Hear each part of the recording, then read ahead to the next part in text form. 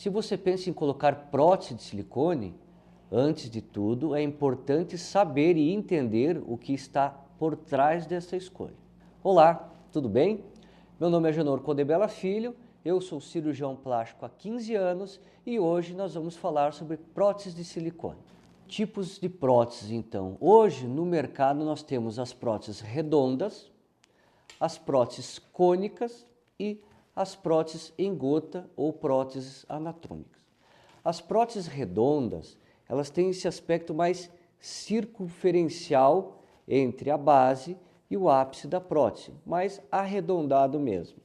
As próteses cônicas, elas têm um desenho retilíneo entre a base e o ápice da prótese, enquanto as próteses anatômicas ou em gotas, elas têm uma proporção de silicone mais na região onde seria de areola para polo inferior. O polo superior ele fica com um pouco menos de preenchimento de silicone. Quanto aos perfis da prótese ou projeção da prótese ou a medida que vai das costelas até o complexo areolo-mamilar, nós temos as próteses de projeção extra alta, prótese de projeção alta, moderada e baixa.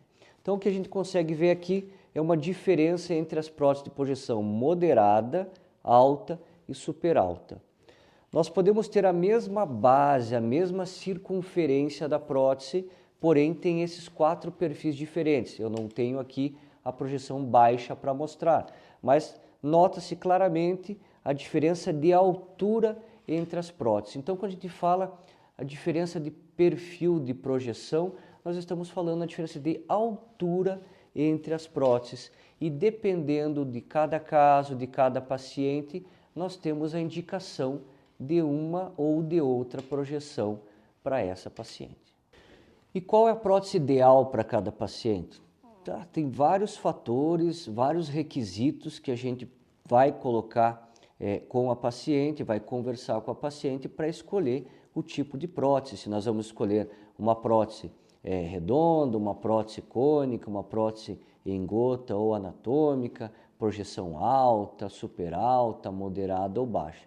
Então, às vezes, a paciente chega com uma vontade, eu quero uma prótese extra alta de 500 ml, mas não necessariamente é uma prótese compatível com a paciente.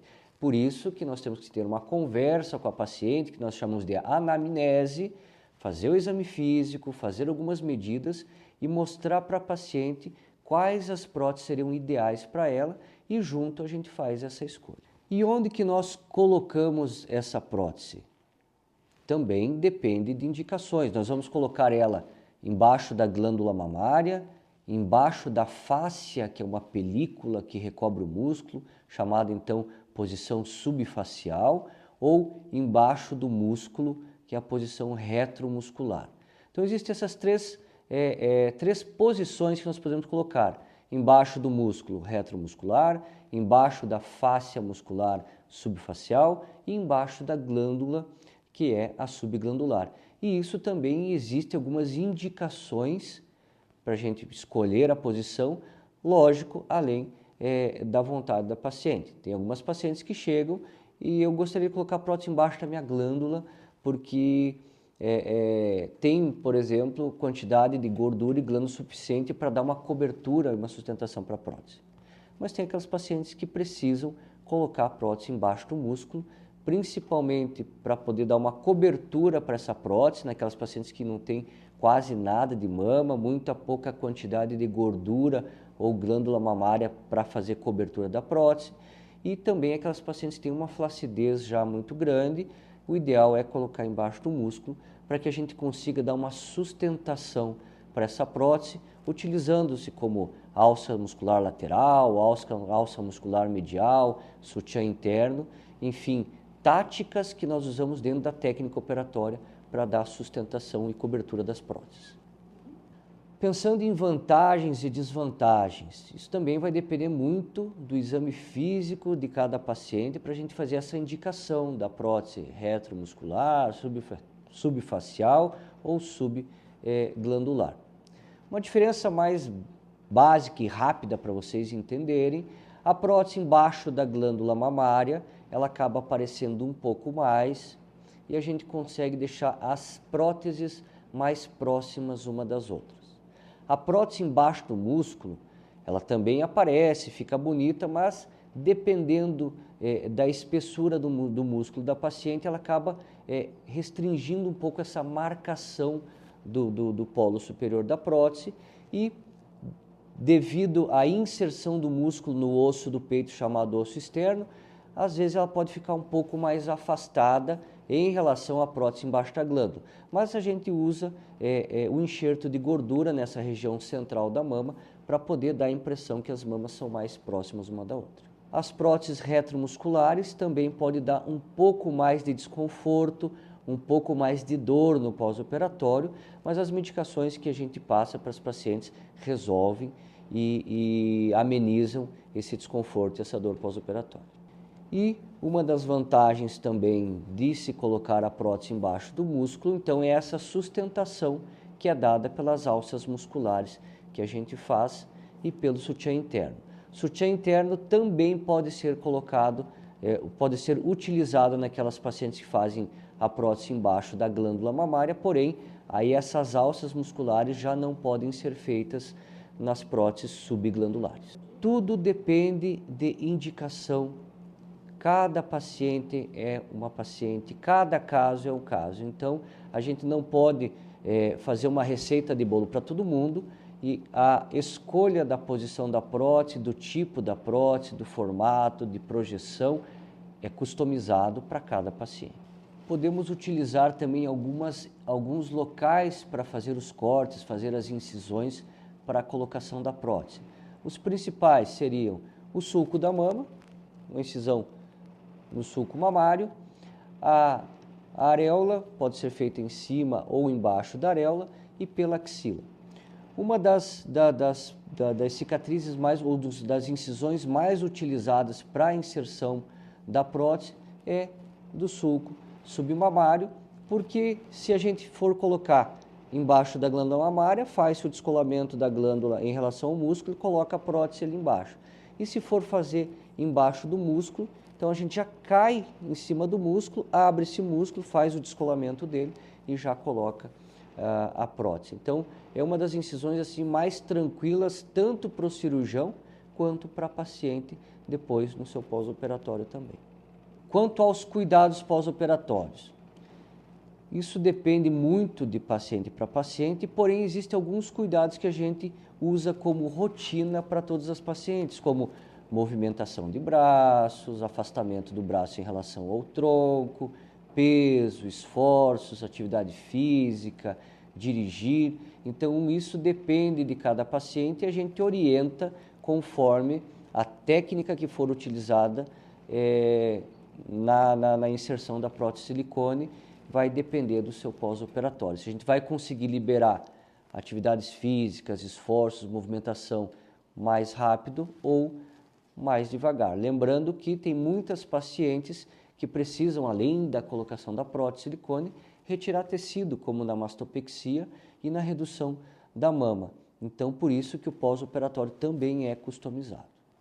É muito importante a solicitação de exames pré-operatórios, até mesmo para saber como isso vai a saúde da paciente, porque ela vai passar por uma cirurgia mais rápida, mais demorada, mas é uma cirurgia, tem uma anestesia, e isso é importante também, a realização desses exames pós-operatórios. Eu costumo falar para as pacientes que se tiver qualquer alteração do exame, por menor que seja, vamos tratar primeiro para depois realizar a cirurgia. A gente quer fazer uma cirurgia com segurança, que a paciente acorde bem da anestesia e saia feliz com o resultado da sua cirurgia.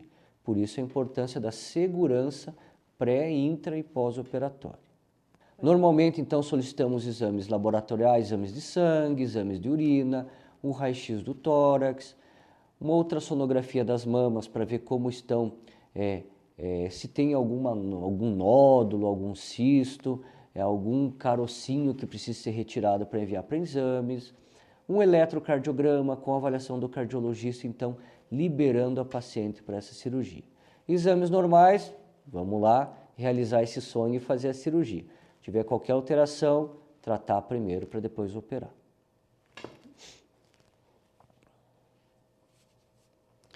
Os cuidados, então, são aqueles cuidados básicos em relação, como a gente já tinha conversado sobre cuidados com movimentação de braço, peso, esforço, cuidados com curativos, cuidados com a cicatriz, evitar a exposição solar, uso de drenagem linfática, daí já é específico para cada paciente.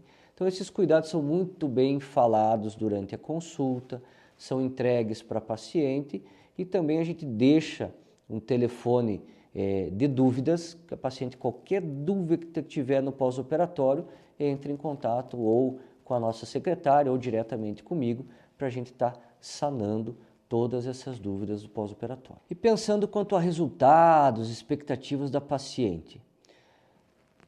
Fase inicial do pós-operatório é aquela fase do inchaço, a fase do edema, a fase de dor, a fase de desconforto, que isso vai melhorando com o passar das semanas, com o passar dos meses. A prótese, com o passar dos meses, ela vai assentando um pouco mais. Com o passar dos anos é muito comum, normal, essa prótese ceder um pouco, porque a gente continua perdendo sustentação, continua perdendo colágeno, continua perdendo elastina, os ligamentos suspensores da mama já estão esticados, principalmente naquelas pacientes que fazem a cirurgia após gestação, após amamentação. Então é muito comum, com o passar do tempo, a paciente ter um pouco da perda da posição, da perda da marcação da mama em relação aos meses iniciais da cirurgia. E quanto ao tempo de retorno à sua rotina, trabalho, atividades físicas, isso vai depender muito de qual trabalho a paciente faz, de qual técnica vai ser utilizada de pós-operatório, então também é uma orientação customizada para cada paciente. Uma média aí de uma semana, mais ou menos, com cuidados mais intensivos, depois a gente consegue ir liberando um pouco mais de peso, esforços, movimentação de braço e retorno às suas atividades rotineiras. Lembrando, dependendo de cada caso e do tipo de técnica utilizada na cirurgia. E a prótese ela vai se adaptando com o tempo ao organismo, né? Então, após as fases de inchaço, após a paciente conseguir já fazer uma atividade, movimentar os braços, fazer suas atividades físicas, voltar à academia, ao seu trabalho rotineiro. Então a prótese acaba se adaptando ao organismo e a paciente também, com o passar do tempo, acaba não sentindo mais aquele desconforto ou aquela estranheza de um corpo estranho que ela não tinha antes da cirurgia. Mas isso é muito comum. Inscreva-se no nosso canal para assistir mais vídeos como esse, para retirar as suas dúvidas e compartilhe com aquela amiga, com aquela colega que você acha que também tem dúvidas sobre cirurgias plásticas.